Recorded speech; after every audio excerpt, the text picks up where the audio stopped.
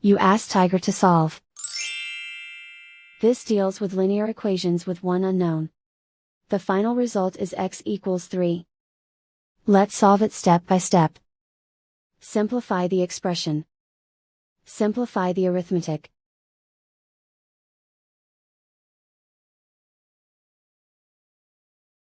Group all constants on the right side of the equation. Subtract 6 from both sides.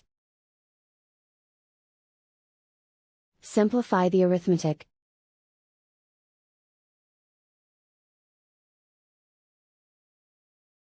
Isolate the x.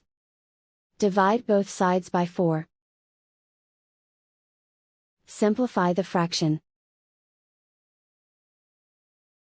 Find the greatest common factor of the numerator and denominator.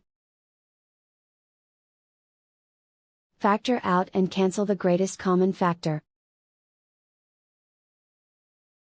And so the final result is x equals 3.